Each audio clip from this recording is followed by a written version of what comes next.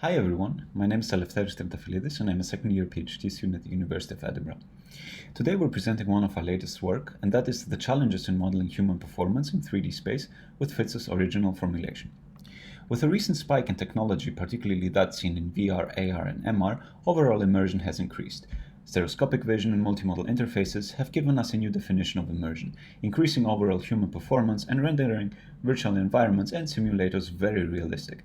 Interacting nowadays, for example, with 3D user interfaces and moving in 3D space is now feasible.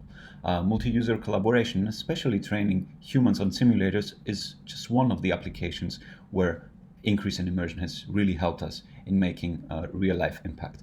However, with all of the aforementioned, the need to measure human performance has exponentially increased. Assessing, for example, new methods, concepts, and emerging technologies require us to evaluate with a concrete approach human performance and human movement. There's a lot of different methods to do so, ranging from spatial to time-related metrics. However, with the absence of a standardized metric, inter-study comparisons and transferability, most importantly, is very limited and severely difficult. Because with the different methods one can use and across a multitude of different studies, finding the same metric in each of them is very, very difficult. So a fundamental question comes in mind: can we really measure and standardize a human performance metric? A possible solution to this endeavor is to actually use Fitz's original formulation, short for Fitz's law. It's a human predictive model proposed by Paul Fitz, has been extensively researched and focused on. But what does it actually do? Well, the law predicts the time required to move a generic cursor to a target on a screen.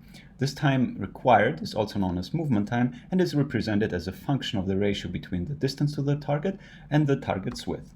This is also known as index of difficulty.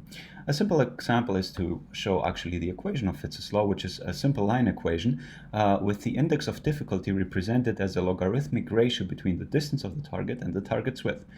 Imagine a very simple example where we want to close a window dialog of a generic window on our screen. The distance the cursor had to travel would be A, and to close the button, i.e. the button X, it would be represented as a size W. This is how Fitz's law would work in its very simple scenario. Now, of course, there's a lot of extension of Fitz's law, and this table in particular is just a very brief example of these extensions. You can have a look at our paper for more information.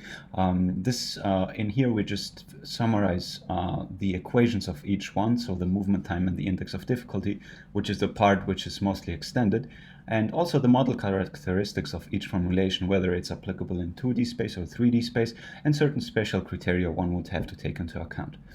The problem here, as we said, is simplicity. Full 3D space is quite complex and we need to take into account multiple aspects. One of them is dimensionality, spatial arrangements, combining translation with rotation, and the challenges that lay ahead. If we start with the most easiest example, considerations for interactions in 3D, is whether we're talking about translation or rotation.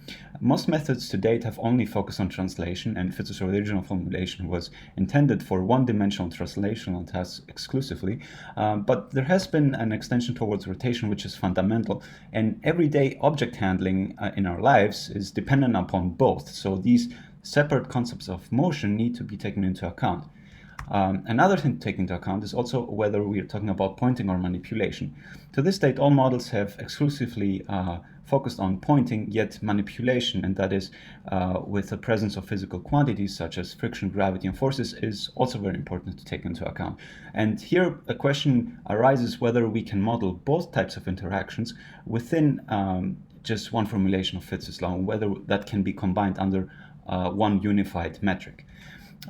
Some challenges and frontiers that lay ahead are depth perception in virtual environments, the evaluation approaches used in existing work, the human factors, which is a very important factor to take into account, and also the physical influences, grasping types, and even input devices one can use, and the multitude of different approaches one can actually initiate in a study. There's a lot of information to take into account when extending it to 3D space, but we hope with our paper we can simplify this and hope to assist readers. Thank you all very much for your time, and we're looking forward to your questions. Thank you.